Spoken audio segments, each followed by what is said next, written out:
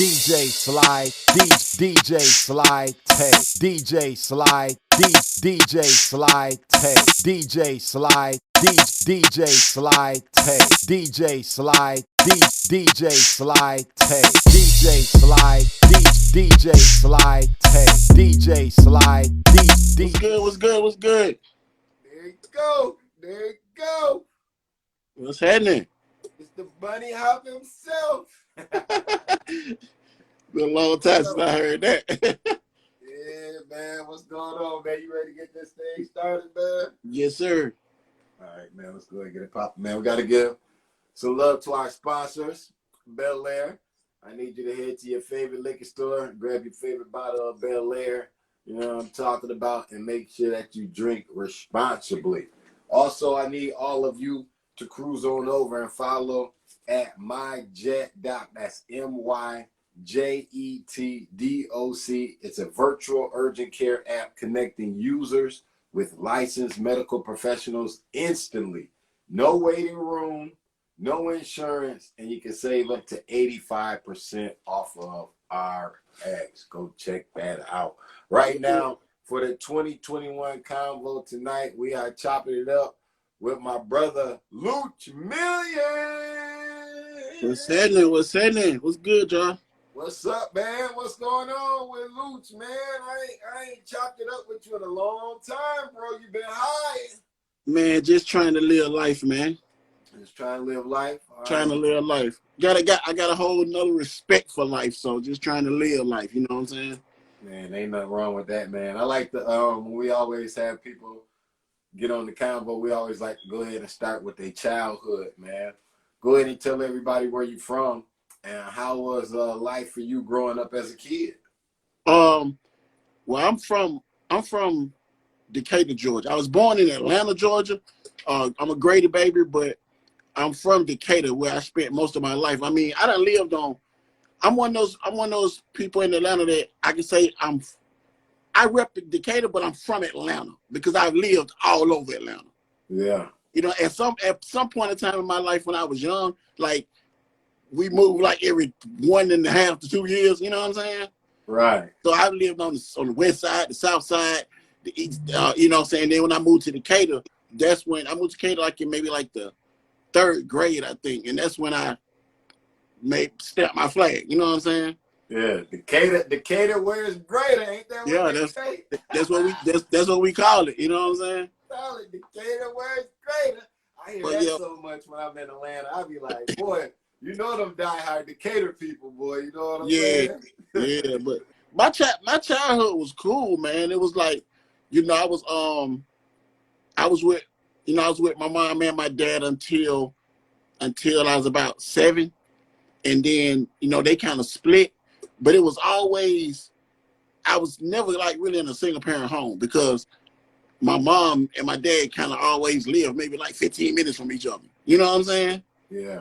So it was like, I could always just go to my dad's house, or I can always, you know what I'm saying, go back to my mom's house. Like I even spent time like in different schools, like 8th grade, like I moved with my dad. And then 9th grade came, my mom forced me to move back with her. You know what I'm saying? So yeah. It was kind of like a little tug of war thing, but I had a cool childhood. Now, my thing was I didn't have to be, but I was infatuated by the streets.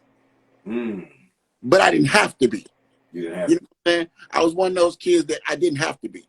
I pretty much had a decent childhood life, but just still rolling with kind of like the wrong crowd, or just having friends that was in the streets that kind of infatuated me to want more than what my parents were gonna give me. Okay. You know what I'm saying? Yeah. So that kind of pushed me to the streets. But at the same time, I wasn't allowed to really jump in the streets too heavy because I had niggas in the streets that was pushing me back. Like, nah, bro, that ain't you. You know what I'm saying? Yeah. So you know, that was kind of like a tug over me. Like, I wanted to be in the streets, but I had the dope boys. You know, they would even, you trying to get some shoes? No, hit $100. Go get some shoes. Get your ass out the street. You know what I'm saying? Yeah. I played sports. I played football and stuff. So it was like, boy, go play football. Get your ass out these streets. Yeah. Were you a good athlete? I was decent. I was decent. I ain't gonna say I was the best, you know what I'm saying, but I was decent, you know what I'm saying. Yeah. I just appreciate the ones like I said, I still got friends now who, like I said, who was, you know, the dope boys and stuff, who every time I see them, they'll be like, you know, I raised this little nigga. And I'm like, you know, because they help do what my father couldn't do, because he was always at work. My dad not a street nigga. He don't know nothing what going on in the streets. You know what I'm saying? Yeah.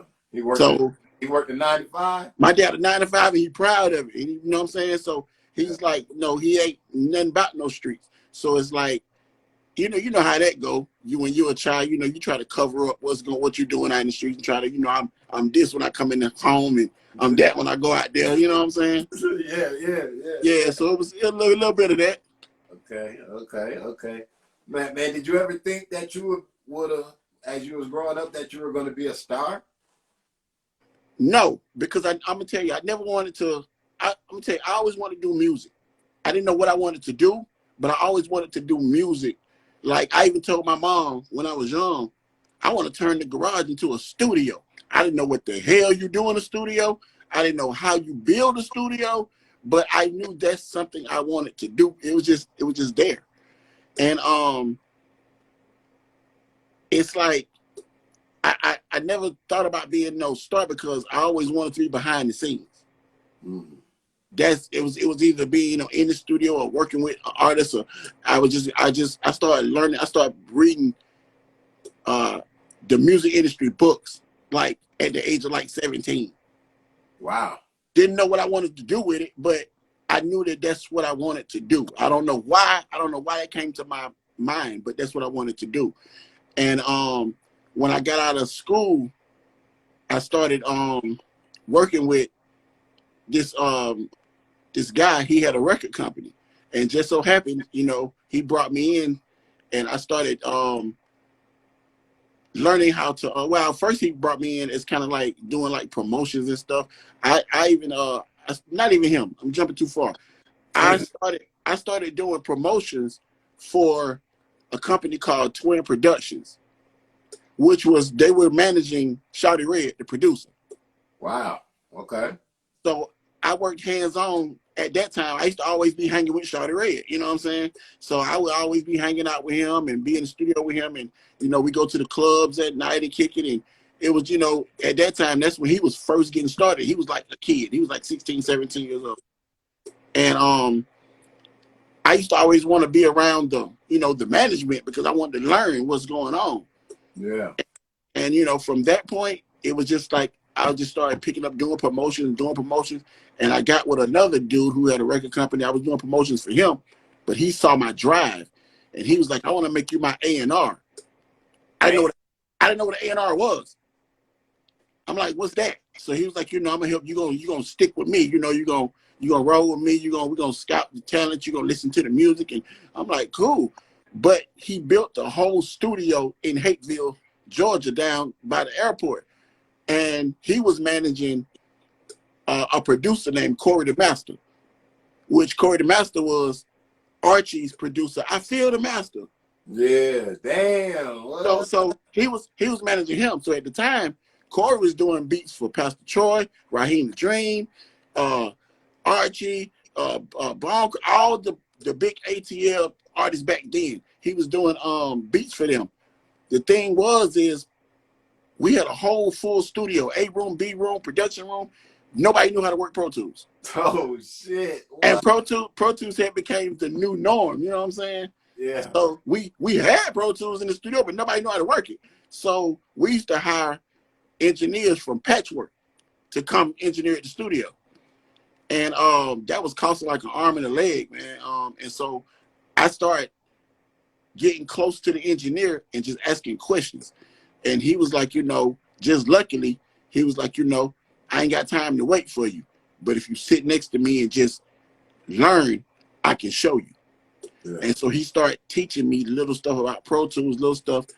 And once he started teaching me about a couple of weeks, me and my homie locked into the studio and did his like whole album. We did DJ Threat. We did his whole album. We had Trillville on it, Crime Mom on it. This was before they broke for real.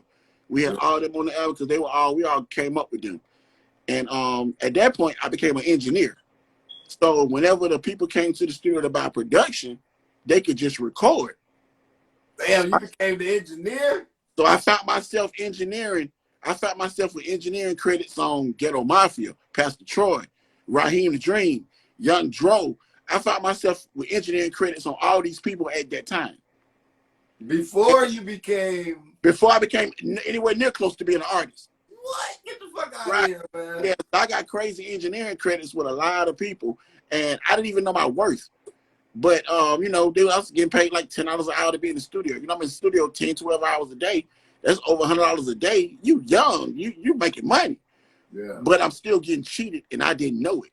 I didn't know my worth until the big artists, when I wasn't there, they were looking for me. And they like, where you been? Hey, like, man, the other dude trash, man. So, you know what I'm saying? So I started realizing my worth. And when I asked them for more money, they didn't want to give it to me. And I left.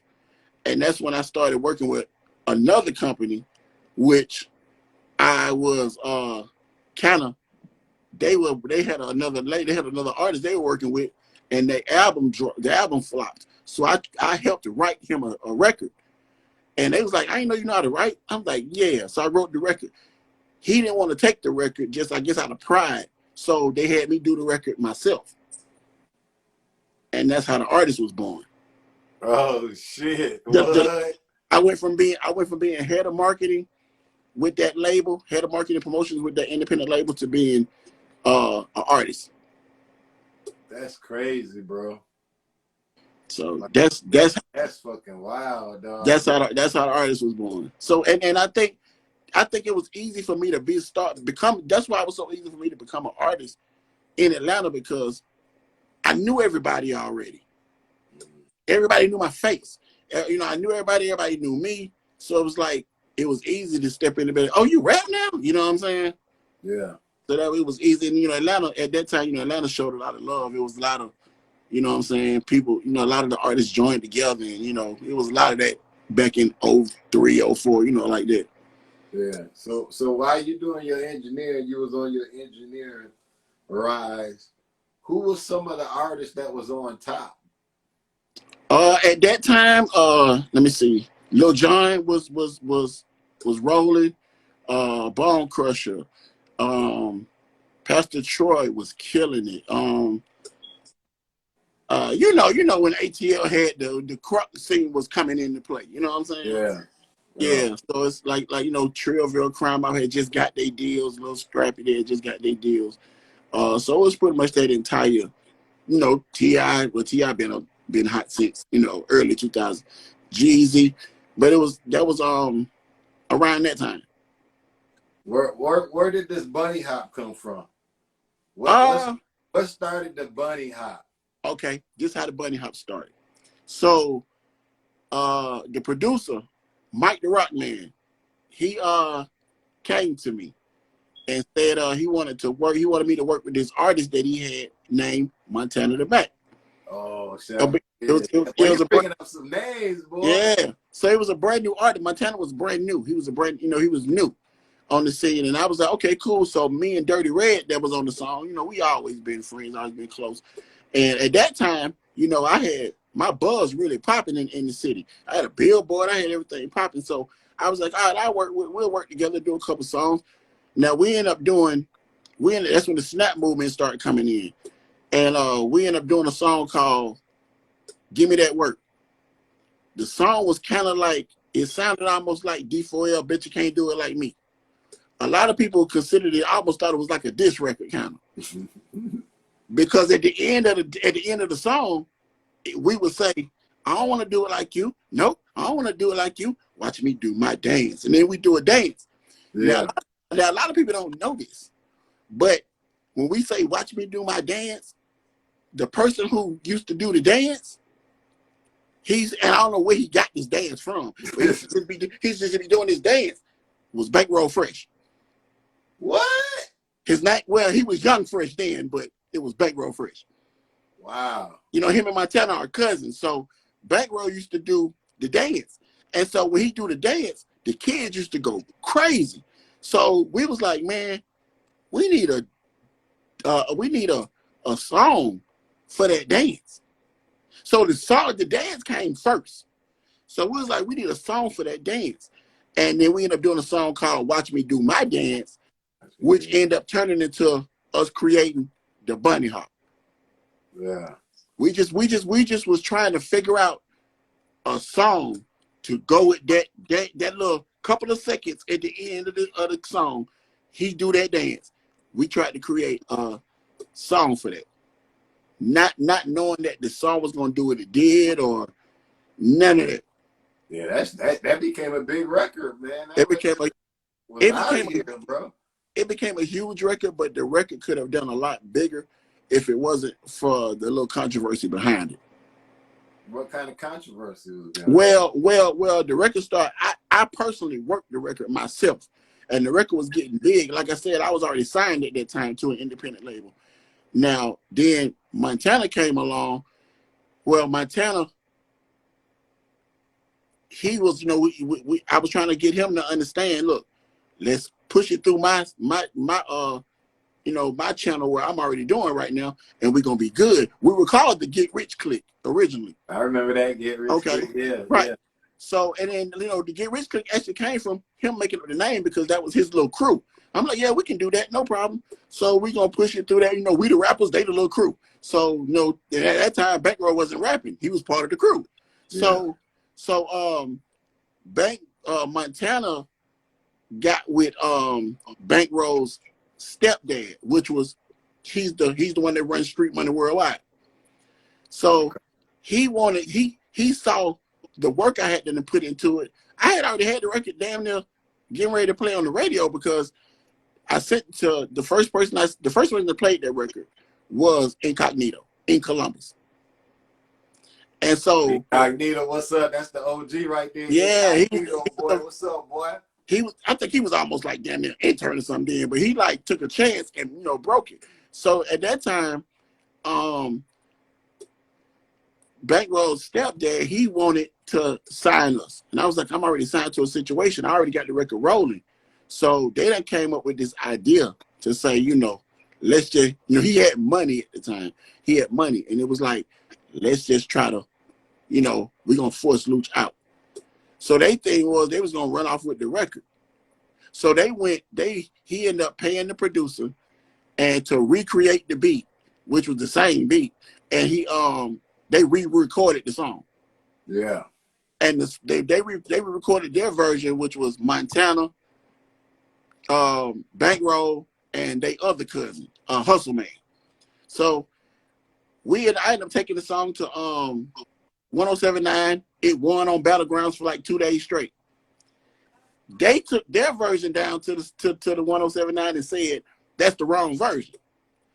And J Nix went for it.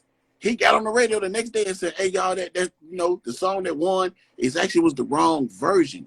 And he played their version and they lost.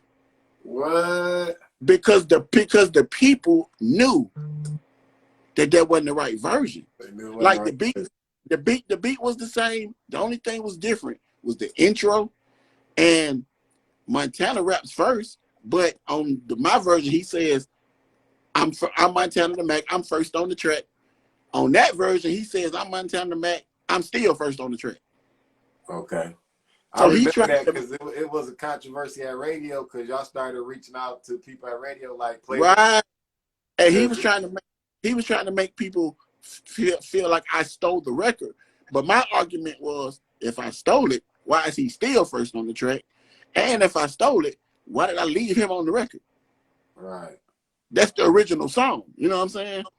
And they had to lay off because I had did my business. Like we started getting a little controversy going, but they didn't realize that I had already had the record copyrighted. I had already had everything done.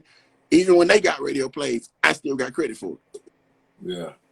You had the business down. You had that business down, boy. So I changed the name to Luch Millions featuring Montana and Dirty Red. I feel like we would have got a deal and been out of here if everybody would have cooperated. Yeah. You know what I'm saying? And then Dirty Red was locked up. You know what I'm saying? So it was just a whole big situation. Man, that shit was crazy though. You was able to tour. Y'all was out here touring, killing. Oh yeah, we was all over the place, man. We was all over the south. Let me see. We was all over the southeast, the Midwest. We was all over the place. Yeah. Did y'all ever do birthday bash? No. I'm gonna tell you what happened. I didn't do birthday bash, but I would always get in birthday bash, for free and stuff like that. And one day I showed up. We showed up for birthday bash one year, the first year, and we was in the back. I would always go in with like Trillville or Crime Mob or something like that. And we would always go, and they played the bunny hop. I'm in the back trying to get in, and the crowd is going crazy.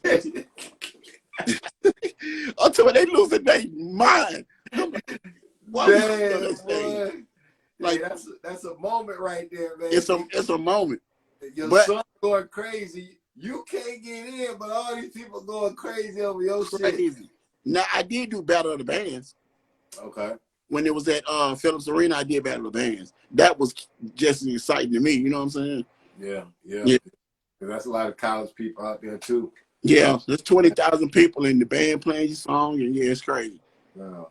So, man, tell us what happened after Bunny Hop, man, because I don't know, man. It's kind of like you just, did you just like didn't want to do it no more? I'm going to tell you, what happened after Bunny Hop was, Bunny Hop ran its course for a couple years, like good 3 years. Bunny Hop ran. And after that, I just got tired of dealing with other people and investors, and I had them built up my own money, and I decided I wanted to invest in myself. And that the term "it paid the cost to be the boss," first of all, it's something serious. It's something like artists don't understand it until I built a studio downtown for one, and it was like, so that was cost coming out every month.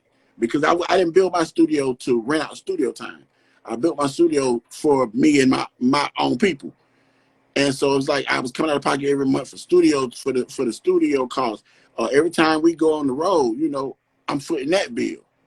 So I'm renting promo vans and spending money on promo, spending money on hotels. And so a lot of artists don't really understand what an investor or a label is coming out of pocket until you do it for yourself. You know what I'm saying? You start realizing them that you may be sitting over here like, man, I'm sitting on 50,000, and we're gonna see what we're gonna do. That 50,000 go real fast. Yeah.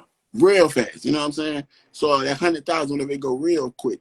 So I started investing in myself, but what I started realizing is some of the people around me wasn't for me. They were for the opportunity or the check or getting the money, or it wasn't really there benefiting Luch. It was, let's get what we can get out of the situation. You know what I'm saying? So yeah. I feel like the love wasn't there, and it made me kind of made me bitter to the industry. Yeah. So it made me want to step away for a minute and just like, I don't even want to do this. Damn. And then is that what the game would do to you, man? The game will do that to you. It's like it'll make you kind of lose the passion, and I feel like once you lose the passion, like it made me lose the passion. Once I lost the passion, I didn't want to write no more. I didn't want to be like really be in the studio like that. The passion wasn't there. I feel like I never did the music. I never did it for the money.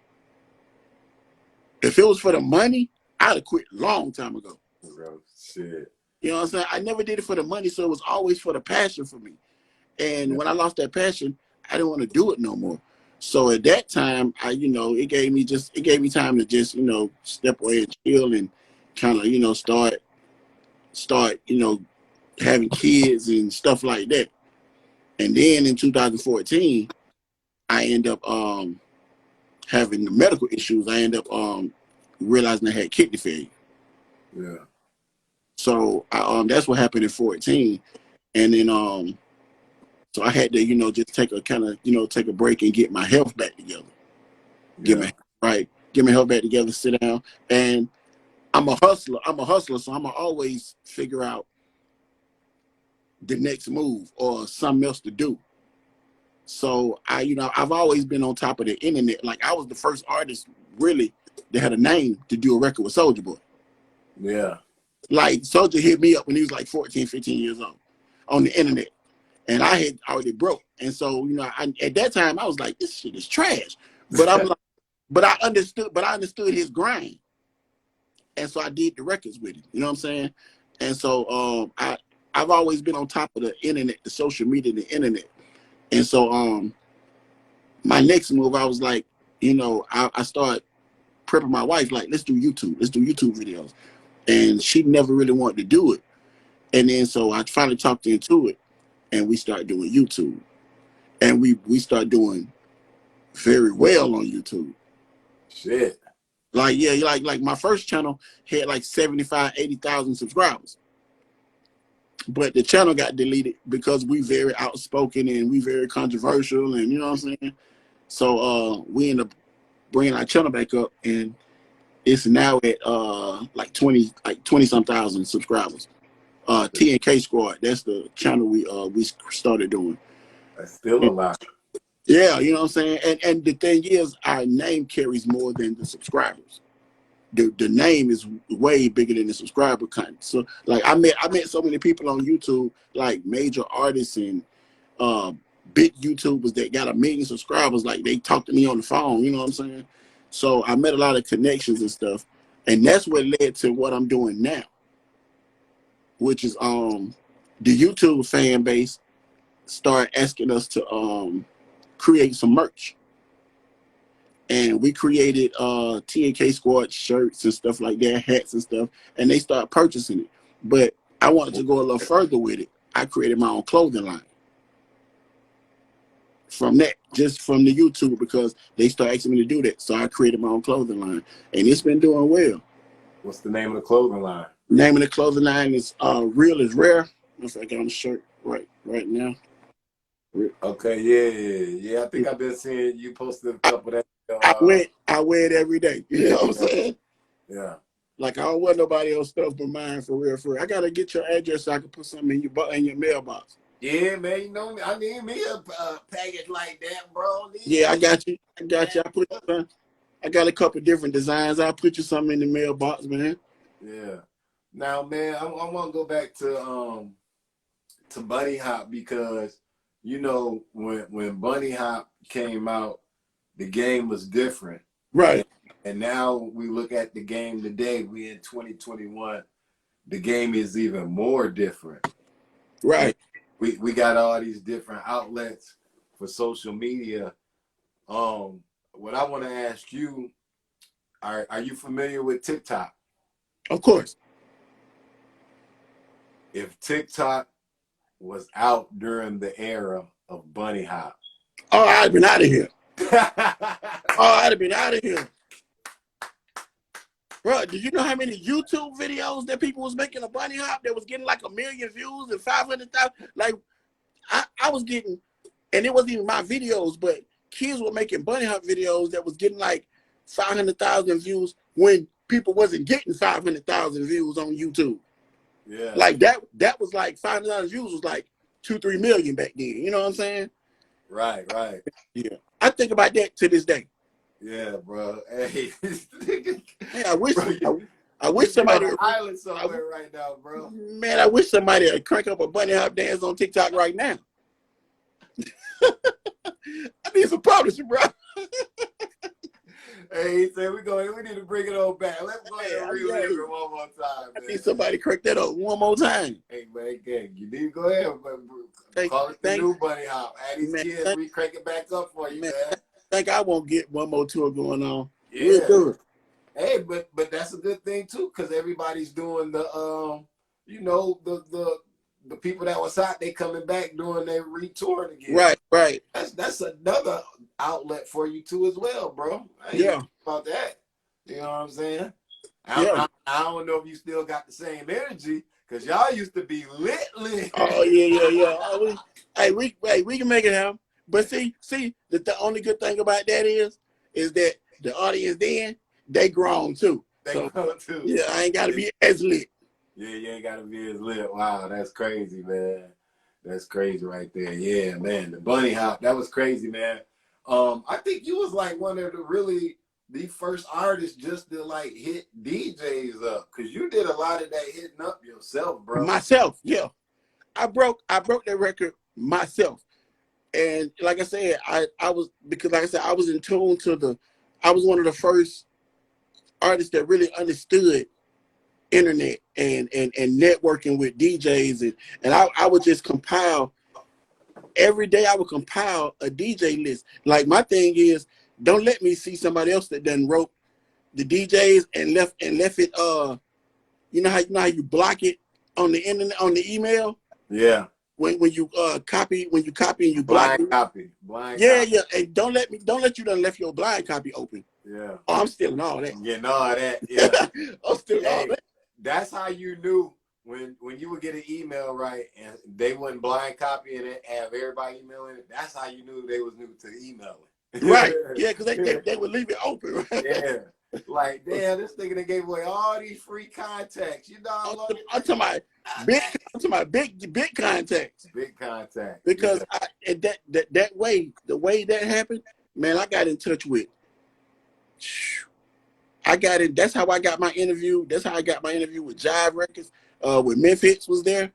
Yeah. Like Memphis almost signed me. Damn. But the only thing about it was they had just gave him his deal when he had hits committee. Okay. He had just signed Huey, like Pop Like and Drop It wasn't even out yet.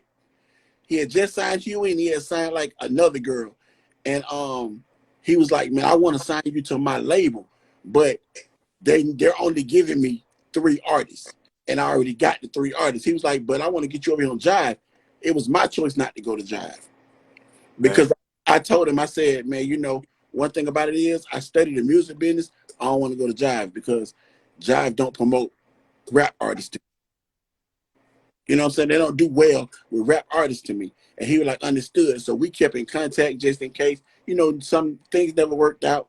I got meetings with Atlantic. I ain't got like 3 or 4 meetings that I just didn't feel comfortable with the paperwork or the you know, just how everything went. It wasn't necessarily about the upfront money, but it was about how are you gonna support me as an artist? How you gonna bag my situation? I don't want to get over there just because you see this record, you're gonna push this one record and I'm gonna be on the shelf. Yeah. You know what I'm saying?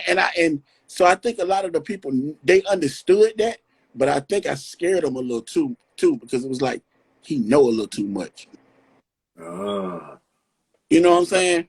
Major labels, and at that time, major labels, like, you know, for him to be, he know too much. So I think I kind of scared off people from wanting, because even like at Atlantic, I went up there and before Christmas, you know, they shut down for Christmas time, and then they was like, we're gonna get you back up here when we open back up, and it was like we never did push through with the deal. I think I scared them. So yeah, they're like, yeah, we can't play this dude.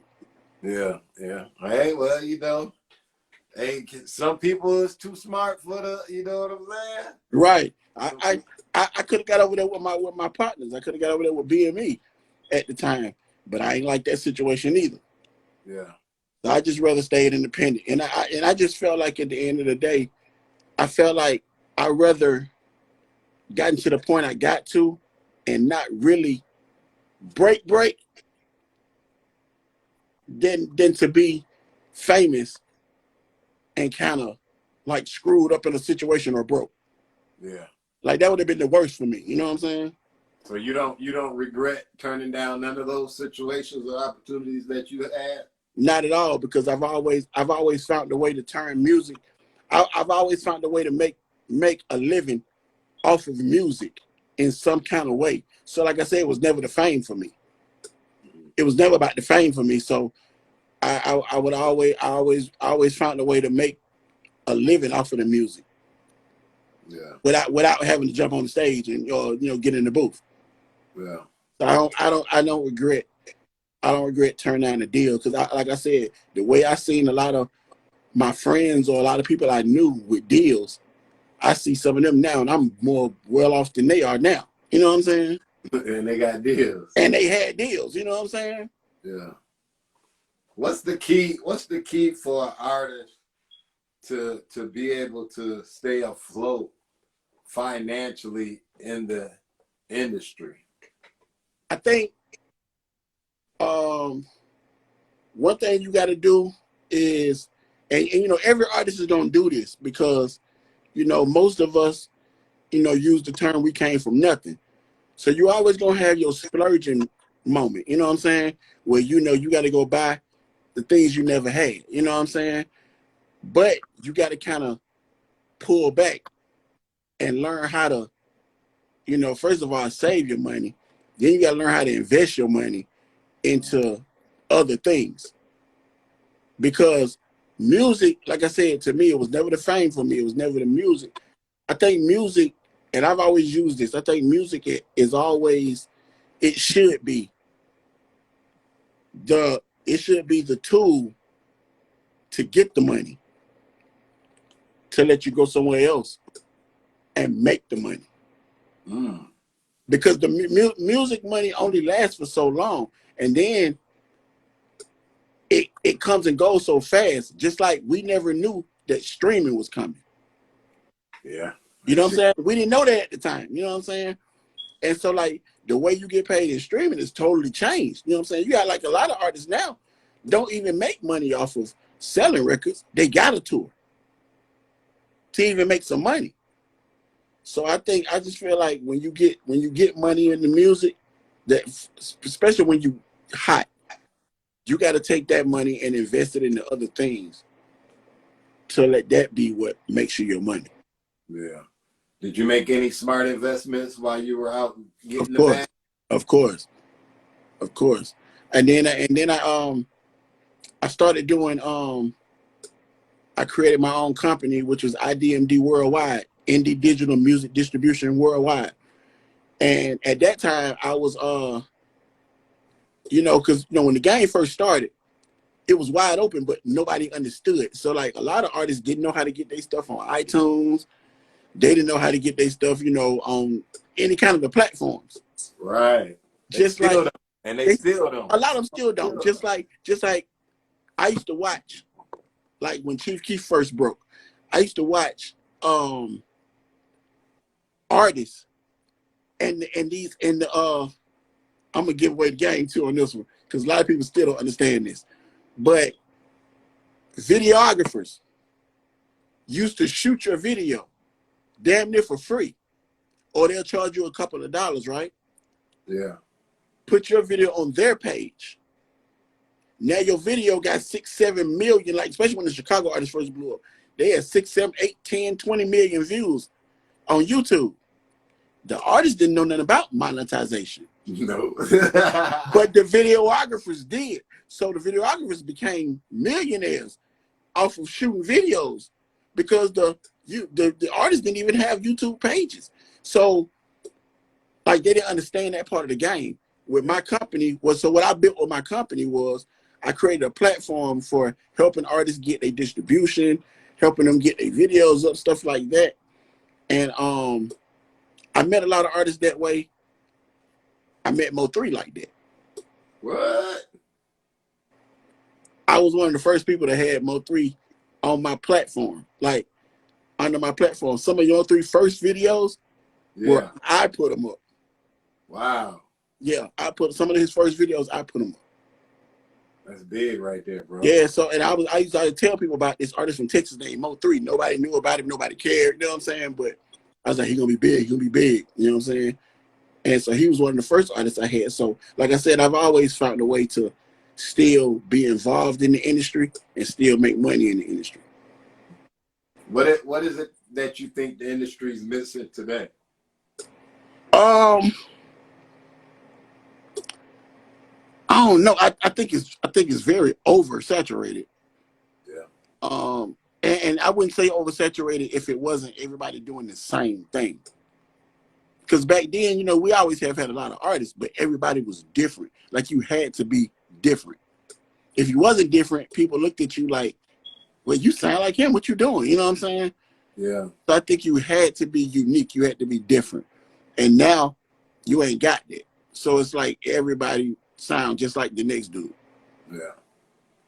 What do you think's going to be is going to be the next wave of music? Because you know, like even when y'all was out, y'all was like the crunk dance wave, snap wave. What do you think's going to be the next wave that we're going to endure with music? You know what? I kind of thought the crunk wave was gonna kind of resurface. Yeah. I kind of thought, and I think it actually can, but John don't really want to do nothing no more. You know what I'm saying? Yeah. I think it's gonna take John to really do it. You know what I'm saying? Yeah. I like the dude.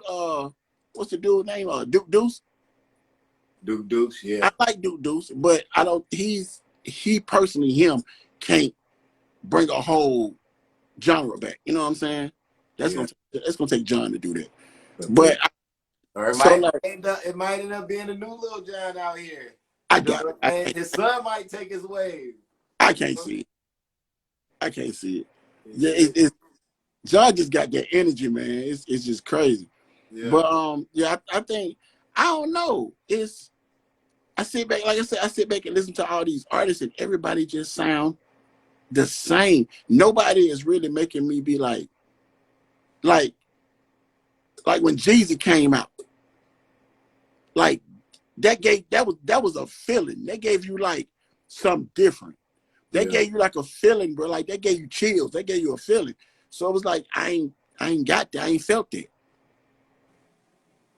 I ain't felt that in a long time. Like I done got back into management now. You know what I'm saying?